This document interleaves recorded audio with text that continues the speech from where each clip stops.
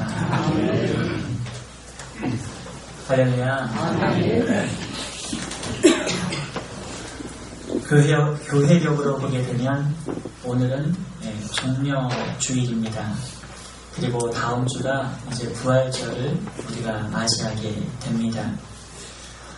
그리고 이번 주간은 특별히 모든 그리스도인들이 고난주간으로 지키는 주간입니다. 종려주일은 예수님께서 십자가를 지시기 위해 예루살렘에 입성하신 그날을 기념하는 주일을 말합니다. 예수님께서 이 종려주일에 2000년 전에 종려나무 가지를 든 많은 사람들의 이 환대를 받으시면서 예루살렘에 입성하셨기 때문에 십자가에 죽으시러 가는 그러한 주간이었기 때문에 우린 종려주일을 지키고 고난주간을 지키고 그 다음에 이제 사흘 만에 다시 살아나신 죽음의 권세를 이기신 우리 예수님 부활절로 이제 한 주간을 기다리면서 보내게 됩니다. 그런데 이 종려주일마다 우리가 한번 생각해 보게 되면 뭔가 좀 이상합니다. 그렇게 예수님을 대환영했던 이 예루살렘 이 성의 이 유대인들이 이스라엘 백성들이 불과 단 며칠 만에 갑자기 마음이 돌변해서 예수님을 십자가에 못 박으라 이렇게 큰 소리를 치면서 예수님을 배반했습니다. 참으로 이상하죠. 종려나무 가지를 흔들어대면서 호산나 호산나 찬양을 하면서 군중들이 예수님을 졸졸졸 쫓아다니다가 그저 단 며칠 사이에 이들은 예수님의 대적자가 되고 말았습니다. 어쩌면 그들이 원했던 예수님은 정치적 메시아, 로마의 압제로부터 이제 우리를 구원하시겠구나.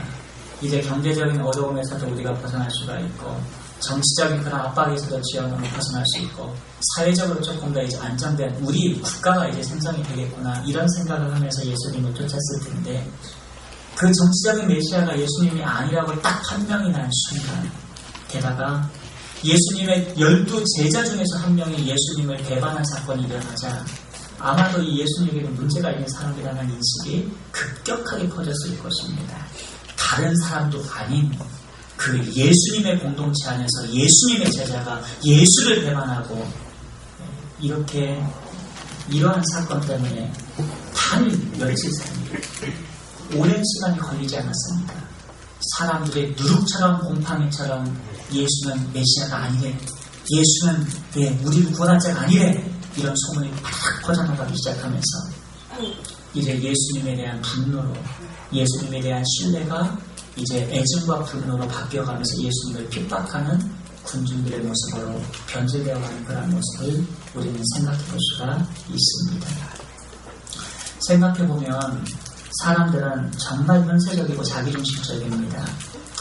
이스라엘 사람들은 로마로부터 그 당시에 정치적인 독립을 원했고 경제적으로 부강해지기를 간절히 원했을 텐데 그런데 그것이 그 소망에 깨어지자마자 큰 실망으로 바뀌어서 야, 이분이야말로 정말 우리 민족을 로마의 압제부터 해방해 주시겠구나 이런 생각이 와장창 깨어짐과 동시에 그들은 이 야수처럼 돌변해서 예수님을 죽이지 않으면 견딜 수 없는 그런 분노로 예수님께 달려들기 시작을 했습니다.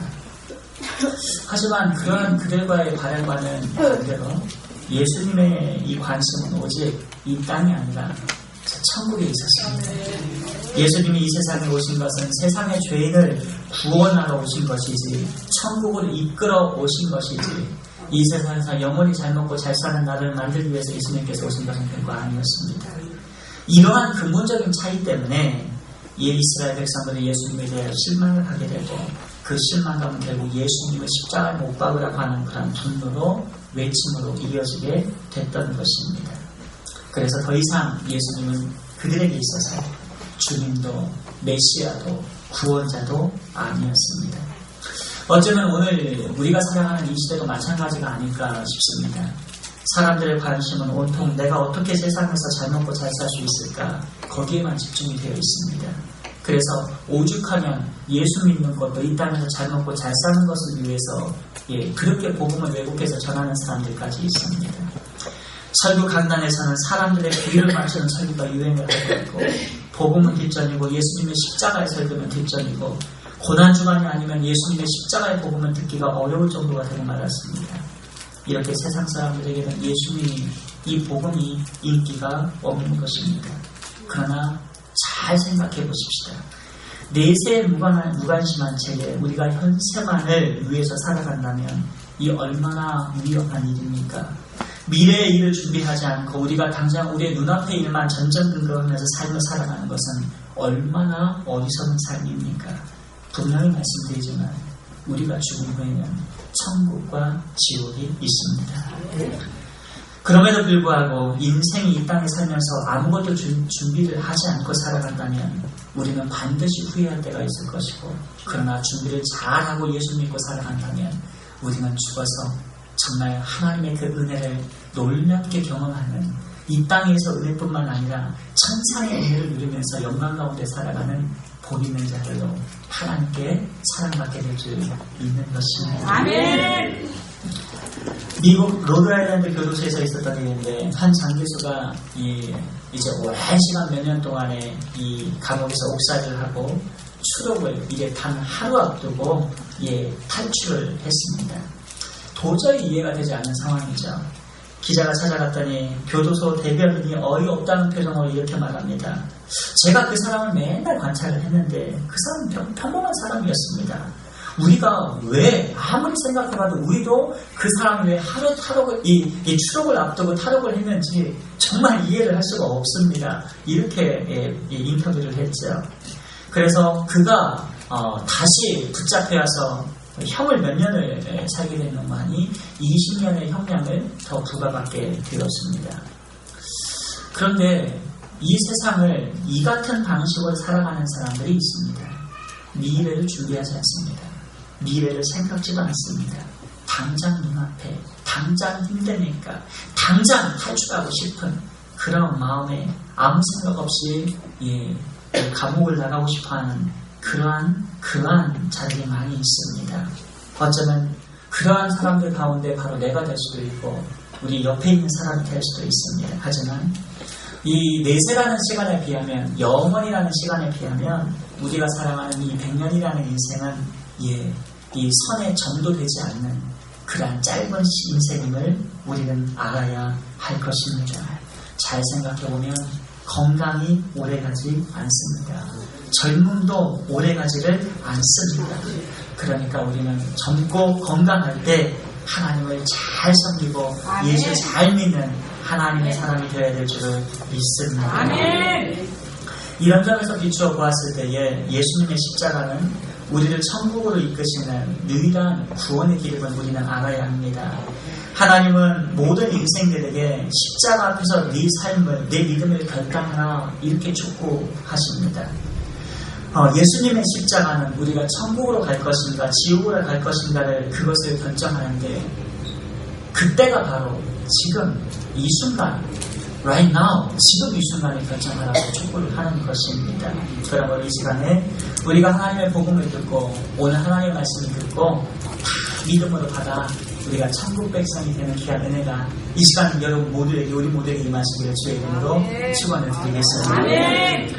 본문은 빌라도 총독으로부터 애매하게 사형 선고를 받은 예수님이 이 골고다 언덕에 이제 도착을 해서 십자가에 못 박히는 그런 모습을 보여줍니다. 골고다는 예루살렘 성 밖에 있는 높은 언덕이었는데 33절 말씀에 보니까 해골이라는 곳에라는 단어가 나옵니다. 그런데 이 공간복음서 마태복음 27장 33절 말씀에도 보게 되면 이 히브리어로 골고다라는 단어가 나오는데 같은 단어입니다. 이 33절의 해골과 히브리어인 골고다는 같은 해골이라는 뜻을 가지고 있고, 그 다음에 갈보리라는 뜻은 라틴어 계열로 왔기 때문에 그것도 해골이라는 뜻을 가지고 있습니다. 그래서 골고다, 갈보리, 이 해골 전부 다 같은 그런 의미를 지닌 것을 우리는 알 수가 있습니다. 왜 해골이라고 이렇게 이름을 붙여졌는가 하면, 그 당시에 이 골고다 언덕은 나무가 없는 민둥산이었습니다. 그래서 멀리서 보게 되면 마치 둥근 형상처럼 해골처럼 생겼다 해가지고 이 골고다라는 이름을 붙이게 되었는데, 이 골고다 언덕에서 십자가가 3개가 이렇게 세워지게 되었죠. 예수님이 가운데 세워지시고 나머지 2 십자가가 양쪽에 이제 세워지게 됩니다. 아마도 이 십자가는 이 높은 언덕에 있었기 때문에 사람들 눈에 성 밖에서도 누구나 다 쳐다볼 수 있는, 바라볼 수 있는, 사람들 눈에 잘 띄는 그러한 장소였을 것입니다. 그렇다면 이 시간에 제가 여러분과 함께 은혜를 나누고 싶은 것은 무엇이냐 하면, 도대체 이 골고다 언덕에 있는 이 십자가의 의미가 우리에게 주는 신앙적 교훈이 과연 무엇이겠느냐 하는 것입니다. 첫 번째는 이 십자가는요, 모든 인류에게 선택의 갈림길, 구원의 갈림길이 됩니다. 사복음서를 종합해보게 되면 2 행악자는 아마도 공범인 것처럼 보여집니다. 그렇다면 상식적으로 생각할 때에 2 사람의 십자가를 한쪽에 모아놔야 되잖아요. 그렇지 않습니까? 근데 예수님을 가운데 놓고 이 양쪽에다가 십자가를 지어놨습니다. 왜 그렇게 빌라도가 조치를 취했을까? 우리는 한번 생각해 볼 필요가 있습니다. 먼저 이 빌라도의 심리적인 분석을 해보게 되면, 그는 예수님이 무죄임을 분명히 알았습니다. 그래서 3번씩이나 재판을 했을 때에도 그에게 죄를 찾을 만한 것을 발견하지 못했습니다. 그래서 그가 무죄한 것을 알았지만 이 유대인의 함성 때문에 고래고래 외치는 그러한 분노에 섞인 그러한 외침 때문에 어쩔 수 없이 바라바를 풀어주고 예수님을 십자가에 못 박히게 사형 선고를 내렸습니다. 아마도 이 속으로는 엄청난 이 죄의 죄책감과 양심의 가책을 받았을 것이 분명합니다. 그래서 그는 아마도 자기의 무죄를 증명할 목적으로 이 강도들 틈에 예수님을 함께 이렇게 강도처럼 보이기 위해서, 죄인처럼 보이기 위해서 이렇게 세워놨을 가능성이 있습니다. 왜냐하면 그렇게 함으로써 이제 빌라도는 사람들이, 그래, 그러면 그렇지, 예수도 저 강도들과 다를 게 뭐가 있어, 우리를 가지고 그동안 갖고 논 거야, 사기를 친 거야, 거짓말을 한 거야, 예수님은 죄인에 불과해, 난 지금까지 속았어, 내가 이렇게 분노하고 그를 죽이라고 외치는 것은 너무나도 당연한 처사야, 이런 생각을 갖도록 그렇게 인상을 갖고자 만들었을 것입니다.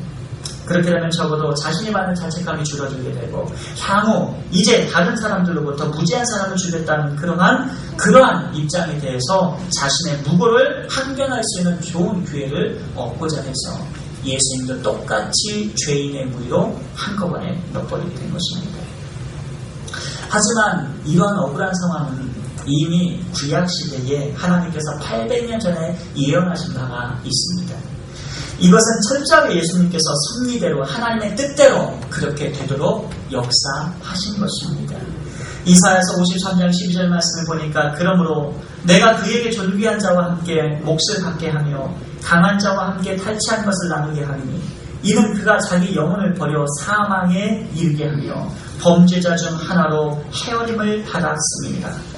그러나 그가 많은 사람의 죄를 담당하며 범죄자를 위하여 기도하였느니라, 이렇게 말씀하셨는데, 예수님을 가리켜서 범죄자 중 하나로 헤아림을 받도록 하나님의 섭리대로 이미 800년 전에 이사야 선지자를 통해서 예언을 하셨던 것입니다. 그리고 그 예언은 정확하게 예수님으로 인하여 성취가 되었습니다. 이처럼 예수님께서는 우리의 죄를 대속하실 목적으로 십자가에 죽으신 것이고, 고린도후서 5장 21절 말씀처럼 하나님이 죄를 알지도 못하신 이를 우리를 대신하여 죄를 삼으신 것은 우리로 하여금 그 안에서 하나님의 의가 되게 하려 하심이라. 이 말씀처럼 우리의 죄 때문에 예수님께서 십자가에 못 박혀 죽으신 것입니다. 그런데 예수님의 십자가를 깊이 묵상하다 보게 되면 어떤 상징성을 우리가 발견하게 됩니다. 지금 예수님의 십자가를 중심으로 2 사람의 십자가가 갈라져 있습니다. 한쪽은 구원받은 죄인, 한쪽은 버림받은 죄인입니다. 이 구원받은 십자가와 버림받은 십자가를 우리가 보게 되는데, 이것은 어떻게 보면 이 세상을 살아가는 신자와 불신자, 천국 백성과 지옥 백성, 영생과 영벌 등을 나누는 그러한 상징적인 의미를 지니고 있다 할 수가 있겠습니다. 여러분, 인류는 보통 피부 색깔을 기준으로 황인종, 흑인종, 백인종 이렇게 나누지만, 그러나 인류는요, 정확하게 예수 믿는 사람과 믿지 않는 자로 구분이 됩니다. 교회는요, 민주적이어야 되지만, 그러나 절대로 민주적이 되면 안 됩니다. 민주주의라는 것은 서로 평등하게 존중하면서 이렇게 가야 되지만, 그러나 우리 모두는 다 예수 그리스도를 따르며 신앙생활을 해야 됩니다.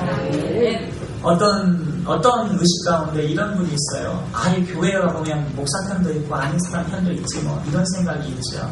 그건 절대로 신앙적인 생각이 아닙니다. 예, 많은 분들이 그런 생각을 마귀적인 생각이라고 얘기하는데 저는 그렇게까지는 얘기는 아니고, 교회는 그런 데에서 민주주의가 아니라 목회자부터 목사부터 노년부터 어린아이까지 누구나 다 예수님을 쫓는 한 목소리, 한 색깔, 한 신앙, 한 뜻, 성령의 법의 말씀에 따라 순종해야 되는 것입니다. 아멘. 할렐루야. 아멘. 요한복음 3장 17절과 18절 말씀은 이렇게 말씀합니다. 하나님이 그 아들 예수를 세상에 보내신 것은 세상을 심판하려 하심이 아니요 저로 말미암아 세상의 구원을 받게 하려 하십니다. 그를 믿는 자는 심판을 받지 아니하는 것이요 믿지 아니하는 자는 하나님의 독생자의 이름을 믿지 아니하므로 이미 심판을 받을 것입니다. 이렇게 말씀합니다. 예를 들면 어떤 사람이 죽을 병에 걸렸는데 이제 신약이 나와서 이 주사만 맞으면 나을 것입니다. 이렇게 발표가 공고가 됐는데도 불구하고 이 소식을 듣고도 고의적으로 그 주사를 맞지 않는 것이죠. 그 사람은 병에 걸려서 죽은 것이 아니라 주사를 맞지 않아서 죽은 것입니다. 마찬가지로 우리의 인생이 그와 같습니다. 모든 인간은 죄로 말미암아 다 죽을 수밖에 없습니다. 이거 그냥 예정인 겁니다. 하나님께서 네가 선과 악을 알게 하는 그 신과의 나무 열매를 먹을 때는 네가 정령 죽으리라 말씀하셨을 때는 하나님의 말씀을 그렇게 하셨다면 아무리 발버둥치고 아무리 환전하고 아무리 길을 찾아도 죽을 수밖에 없는 거예요. 하나님이 창조주가 그렇게 말씀을 하셨기 때문에. 아멘. 이 예정적 차원입니다. 누구나 죽어요. 그러나 하나님께서 또 말씀하십니다. 그러나 누구든지 십자가에 달린 예수를 믿기만 하면, 그 복음을 믿기만 하면 구원을 받으리라. 너와 네 집이 구원을 받으리라. 말씀하셨으면 예정적 차원에서 죽게 되었다면 예정적 차원에서 구원을 얻게 되는 겁니다. 할렐루야. 이것이 우리가 믿는 기독교 정통 진리예요. 캐나다의 이 브리티시 컬럼비아주에서 미국의 뉴멕시코주까지 약 4,800m 정도가 걸쳐있는 그 산맥이 있습니다. 이것은 로키 산맥의 한 줄기인데 가장 큰 산봉우리는 캐나다 브리티시 컬럼비아 숲에 있는 롭슨봉 3,954m입니다. 근데 이 분수령에는 아주 특이한 집이 하나 있습니다. 삼각형 모양의 집이 있는데 그 지붕에 이 양쪽으로 빗물이 떨어지면 지류로 흘러가서 대서양에 흥해되고, 반대편으로 떨어가게 되면 산목으로 들어서 지류로 흘러가서 태평양으로 물이 따로따로 갈라지게 되는 것이죠. 똑같은 빗물인데 어느 방향으로 가느냐에 따라서 대서양과 태평양으로 나뉘게 되는 것입니다. 우리의 인생이 똑같죠. 우리가 예수님을 똑같은 사람들이지만 내가 예수님 믿고 하나님의 나라를 위해 살기로 하면 이 방향으로 가는 것이고요. 하나님 주님의 나라를 위해 살게 되는 것이고요. 그러나 우리의 인생의 방향이 예수 믿지 않고 내 방식대로 살면 죄를 따라 죽음의 길로 갈 수밖에 없는 것입니다. 창세기 19장에 보게 되면 롯의 가족은 천사로부터 소돔성이 유황불로 인해 심판을 받게 될 것이라는 그런 강력한 경고의 메시지를 받습니다. 하지만 롯의 가족들은 반응이 다 달라요. 똑같은 하나님의 말씀을 받았는데 이 하나님의 말씀을 받고 두 딸과 롯은 하나님의 말씀에 따라서 뒤도 돌아보지 않고 도망가기 시작합니다. 그러나 서희들은 농담으로 하나님 말씀을 여기다가 거기에서 불심판을 받아서 거기에서 다 죽게 되고, 그리고 롯의 아내는 절대로 돌아보지 말라고 했는데 뭐가 그렇게 세상에 남겨놓은 게 많은지 뒤를 돌아보다가 소금기둥으로 변하고 맙니다. 얼마나 비참합니까? 이 세상이 똑같습니다. 우리가 아무리 복음을 외쳐도 구원받는 사람은 택정받은 사람, 예수 믿는 사람이 구원받게 되는 것이고요. 아무리 외쳐도요, 소돔성에서 농담으로 얘기했던 사위들도 있고 그 돌아보는 그러한 롯의 아내 같은 사람이 있을지 모릅니다. 그러나 적어도 우리 예일교회는 예수 믿게 됐다면 뒤도 돌아보지 말고 천국문을 향해서 예수님 믿어야 될 줄 믿습니다. 할렐루야. 우리 명심해야 됩니다. 예일교회는 예수님 한 분만 바라봅니다. 그리고 예수님께 속하여 믿음 생활하게 됩니다. 그러므로 오늘 우리가 얼마나 이제 참 우리 한국은 참 계절이 참 미묘해요. 왜냐하면 축복인 것 같아요. 제가 아프리카에서 크리스마스를 이렇게 지내는데 여기랑 계절이 바뀌거든요. 그러니까 거기에서 제가 성탄절을 지내는데 햇볕 40도가 넘는 때악 끝에서 성탄절을 이렇게 지냅니다. 분위기가 전혀 나지 않아요. 화이트 크리스마스 우리나라 얼마나 감사합니까? 근데 신기하게 고난주간만 되면 이제 꽃 구경할 때랑 딱 겹치는 거죠. 부활절만 되면 꽃 구경할 때랑 딱 겹치는 거죠. 여러분, 우리 예수님보다 더 아름다울 수는 없습니다. 예수님보다 더 귀한 분은 없어요. 꽃 구경 가시려면 예배 잘 마치고 그리고 평일날 가도 되고요. 예배 잘 드리고 온전하게 마치고 가도 됩니다. 혹시라도 갔을까봐 제가 높아지게 말씀드리는데 여러분, 오직 예수님만을 위하여 예수님만 바라보고 신앙생활 해야 될 줄 믿습니다. 둘째로, 구원은 어떻게 오느냐? 여러분, 우리는 예수님의 십자가를 바라봐야 구원을 믿음으로 받을 수가 있습니다. 마가복음 15장 32절 말씀에 보게 되면 이스라엘의 왕 그리스도가 지금 십자가에서 내려와 우리가 보고 믿게 할지어다 하며 함께 십자가에 못 박힌 자들도 예수를 욕하더라 그랬습니다. 지금 상황은 어떤 상황이냐면 양쪽에 있는 이 두 강도가 이스라엘 왕 그리스도가 지금 십자가에서 내려와 우리가 보고 믿게 할지어다 이 얘기하는 것은요, 믿음으로 한 말이 아니라 조롱하는 거예요. 네가 지금 이렇게 당신도 십자가에 못 박혀 죽을 판이면서 당신이 메시아라고, 당신이 구원자라고, 그럼 한번 어디 한번 당신도 구원받고 우리도 한번 부활시켜봐라, 이렇게 지금 조롱하는 겁니다. 그러면서 함께 십자가에 못 박힌 자들도 예수를 욕하더라 그렇게 나와 있죠. 그러니까 지금 이 양쪽의 강도는요, 처음에는 둘 다 예수님을 보고 심하게 조롱하고 욕을 했던 것입니다. 그런데 그중 한 사람이 갑자기 심정의 변화를 겪습니다. 예수님께 막 자기도 함께 이 상대편 강도하고 이 욕을 막 같이 퍼부었지만 어떻게 보면 이제 서로 이렇게 아는 사람입니다. 이 두 강도는 사복음서를 잘 연구해 보게 되면. 그런데 한쪽 강도가 예수님을 잘 보니까 범상치가 않은 거죠. 보통 사람 같으면 그런 조롱과 욕을 들었을 때는 같이 흥분하고 같이 맞받아쳐야 정상인데, 함께 고통스러우니까 사람들도 저주하고 꽥꽥 지르면서 바닥을 보여야 정상인데, 그저 묵묵하게 예수님은 기도를 하시면서 침묵만 감도는 겁니다. 모든 조롱과 고통을 이겨내시면서 이 강도는 그런 예수님의 기도하는 모습을 본 거예요. 그리고 그 기도의 내용을 잘 들어보니까 자기를 괴롭히는 자기들을 또 저 군중들을 향해서 오히려 용서하는 기도를 하시는 것을 보게 되었습니다. 34절 말씀 한번 같이 읽습니다. 시작. 이에 예수께서 이르시되 아버지 저들을 사하여 주옵소서, 자기들이 하는 것을 알지 못함이니라 하시더라. 그들이 그들의 죄옷을 나눠 제비 뽑을세 그랬는데, 이 말씀을 보면 이 예수님께서는 이 엄청난 극악한 상황 가운데서도 오히려 이 사람들의 죄를 용서해달라고 하나님께 기도하는 모습을 보면서 이 강도는 내가 죄인이고 저들이 전부 다 거짓됐구나, 이런 것을 깨닫게 됩니다. 하지만 이 강도가 예수님이 의인이라는 것, 죄인이 아니라는 확신이 든 것은 전적으로 누구의 은혜냐? 하나님의 은혜입니다. 하나님의 은혜로 그는 예수님을 보면서 자신이 죄인임을 깨닫게 된 것입니다. 그리고 다시 예수님을 보니까 이분야말로 진짜 메시아셨고 하나님의 아들이었구나 라는 것을 깨닫고 자기가 죄인임을 그분한테 고백을 드리게 되는 것입니다. 그리고 예수님 앞에서 그는 자기의 죄를 회개합니다. 어떻게 회개했냐면 첫 번째 회개는 상대방 강도를 책망하는 것으로 자기의 믿음을 드러냅니다. 39절부터 41절까지 보게 되면 이렇게 말씀합니다.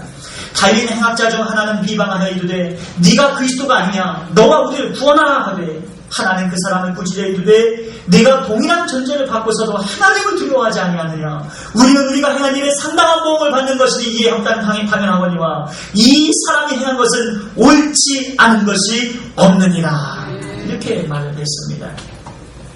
이렇게 이 구원받은 강도는 자신의 잘못을 깨닫고 상대편 강도를 책망함으로써 예수님이 의롭다는 것을 다시 한번 항변하고 믿음으로 고백을 했습니다. 그리고 구원받은 강도는 이어서 예수님께 이런 기도를 합니다. 41절 말씀에 이때 예수여 당신의 나라에 임하실 때에 나를 기억하소서. 이것은 그가 저는 하나님 예수님 저는 당신이 하나님의 아들임을 믿습니다. 그러니까 당신께서 천국에 가실 때 나 같은 죄인도 좀 구원해 주실 수 있다면 구원해 주시옵소서. 이런 기도와 간구를 한 것입니다. 그래서 예수님께서 뭐라고 말씀하십니까? 43절 우리 한번 같이 읽습니다. 시작. 예수께서 이르시되 내가 진실로 내게 이르노니 오늘 내가 나와 함께 낙원에 있으리라 하시니라. 아멘. 저는요 이 죄 많은 이 강도가 저는 구원 받았을 것을 저는 100% 저는 믿습니다. 왜냐하면 예수님께서 직접 지금까지 말씀을 통해서 네 죄를 사해노라. 죄가 사해졌잖아요. 귀신아 물러가라. 귀신이 쫓겨났잖아요. 네가 고침을 받았느니라. 고침을 받았잖아요. 네. 말씀만 하시면 그대로 되었잖아요. 아멘. 말씀하셔서 네가 오늘날 나와 함께 있으라고 말씀하셨기 때문에 아멘. 이 강도는요 예수님의 이 약속의 말씀을 받았기 때문에 100% 전 구원받은 그러한 복 있는 자라고 저는 믿는 것입니다. 그런데 이 모습을 보면서 우리는 또 한 가지 생각을 하게 돼요. 어떤 생각을 하게 되냐면 그 강도가 어떻게 그럼 그렇게 복 있는 삶을 살게 되었냐는 거죠. 적어도 이 강도는 이 살인죄 이상, 반역죄 이상 극악한 죄를 지어야 이곳에 올 수 있습니다. 십자가 처형을. 적어도 우리보다는 인리적으로 굉장히 수준이 떨어졌을 것이고요. 굉장히 거친 인생을 살다가 이 자리까지 왔었을 것입니다. 그런데 예수님을 그렇게 오래 믿은 것도 아니고 한 게 아무것도 없잖아요. 그냥 저 좀 살려주세요. 저 죄인입니다. 저 좀 구원해주세요. 그 신앙고백 한마디 한 것밖에 없습니다. 의를 향한 것, 선을 향한 것, 이가 하나님 앞에 공로를 향한 것 아무것도 없습니다. 무슨 예배를 드렸습니까? 충성을 했습니까? 헌신을 했습니까? 봉사를 했습니까? 하나님께 아무것도 드린 것도 없어요. 그런데도 불구하고 이 사람이 구원을 받았던 것은 오직 믿음으로 구원을 얻은 것입니다. 아멘. 저는 지금도 똑같이 하나님의 약속의 말씀을 믿는 자들이 구원을 받는다고 저는 믿습니다. 아멘. 그리고 이 믿음의 사람들을 하나님께서 천국으로 인도하십니다. 아멘. 우리 소위 이러한 사람들을 하나님이 택하신 자라 이렇게 말합니다. 그리고 천국에 가려면 조건이 있는데 이 조건은 어떻게 생각하면 인간이 절대 이룰 수 없는 조건이지만 어떻게 생각해보면 정말 쉬운 조건인데 왜 어렵냐? 이것은 하나님의 공의에 합당한 의를 우리가 채워 넣어야 하나님의 우리에게 요구하시는 율법을 완전하게 완수해드려야 우리가 구원을 받는데 우리가 알다시피 우리는 속성 자체가 죄가 있습니다. 절대로 죄인은 안에 죄가 있으면 죄악된 행위가 나오고 죄악된 생각이 나오고 죄악된 삶이 나와요. 절대로 불가능합니다. 하나님의 온전한 율법을 세울 사람은 이 세상에 아무도 없습니다. 그래서 이 조건은 누구도 이 조건을 채워넣을 수가 없습니다. 그런데 이 조건을 채워넣으시고자 하나님께서 인간의 몸을 입고 이 땅에 내려오셨고 그 하나님의 공의를 채우시고자 예수님께서 지금 십자가에 못 박혀 죽으신 것입니다. 법을 하나님이 만드셨고 그 법을 하나님이 지키신 겁니다. 이것을 믿는 자는 구원을 얻으리라. 아멘. 로마서 3장 24절 말씀에 그리스도 예수 안에 있는 속량으로 말미암아 하나님의 은혜로 값없이 의롭다 하심을 얻은 자 되었느니라. 무엇입니까? 우리는 아무 값을 치는 게 없어요. 그냥 믿기만 하면 된 것입니다. 아멘. 이 믿음으로 우리가 구원을 받았고요. 그리고 믿고 나니까 이야 하나님 나를 구원해 주셨구나. 감사한 거죠. 은혜가 넘치는 거죠.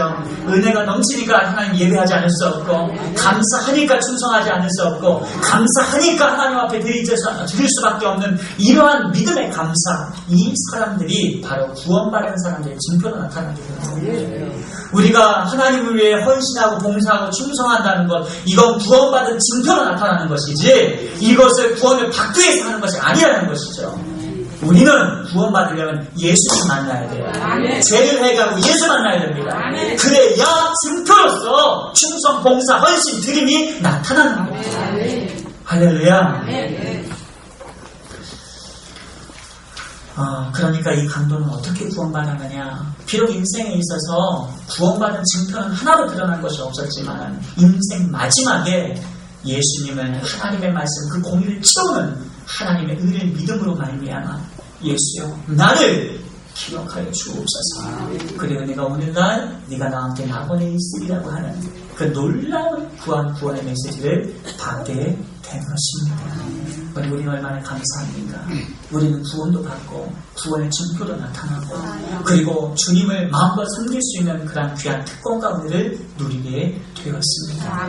우리가 살아있는 동안 더 하나님을 잘 섬기고 믿음으로 살아서 구원의 증표가 날마다 나타나서 예수 생명에 충만한 그런 우리 예인교회가 되어야 될 줄 믿습니다. 그런 은혜와 평강이 함께 하시기를 축원을 드립니다.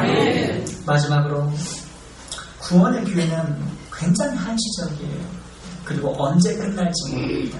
그리고 이 구원의 기회는 내가 만드는 게 아니고 하나님이 만들어주신 겁니다. 한 강도가 구원받은 것을 가리켜서 우리 기적과 같은 일이라 이렇게 말합니다. 운명하기 직전에 예수님을 만났고 예수님을 믿었으니 기가 막힌 운명 아니겠습니까?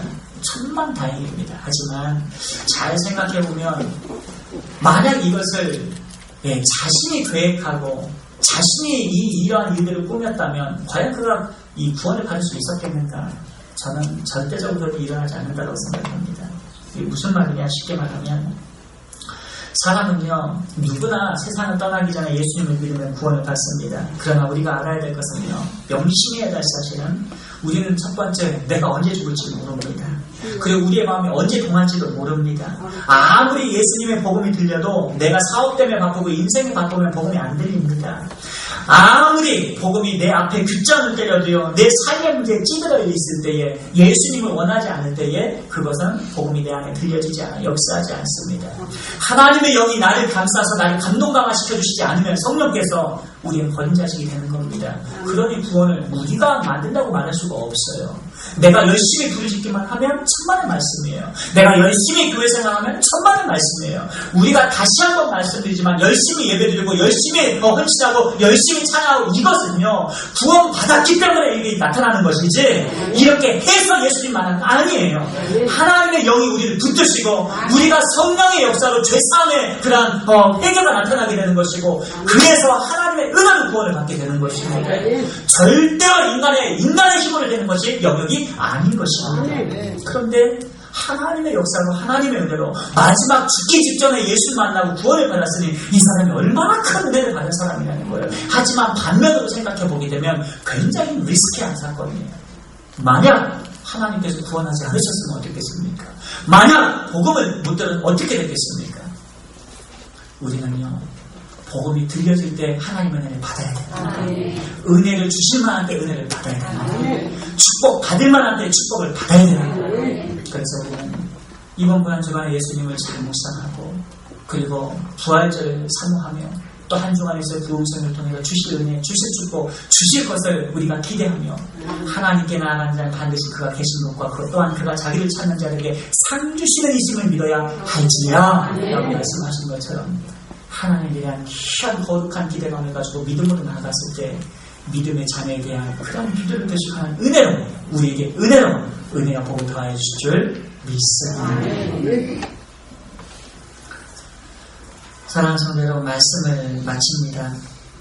인생이 긴 것 같지만 절대로 길지가 않습니다. 그리고 지금 선택이 우리의 인생을 결정할 뿐만 아니라 더 나아가 영원한 영생의 길, 불지옥과 천국의 길까지 결정을 해버리게 됩니다.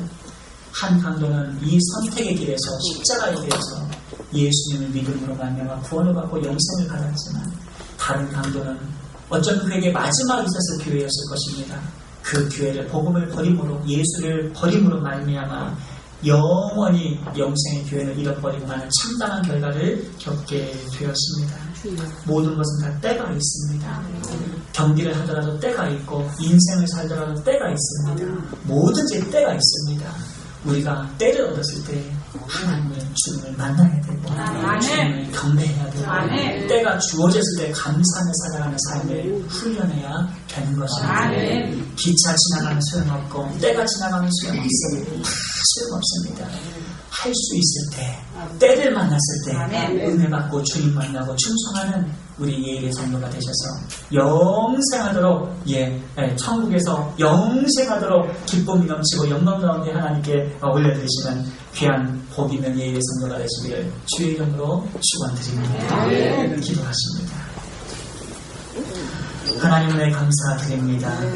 오늘 주신 귀한 말씀을 통해서 저희가 다시 한번 예수님의 십자가, 골고다의 십자가를 생각하게 하시고 십자가를 묵상하며 고난주간을 맞이하게 하시기를 감사드립니다. 한 주간 동안 십자가가 나에게 어떤 의미인지를 묵상하면서 더욱더 예수님을 사랑하고 주님을 가까이하여 주님 사랑 안에 거하는 우리 예일의 모든 성도가 되게 해 주옵소서. 감사드리며 예수님 거룩하신 이름으로 기도드리옵나이다. 아멘.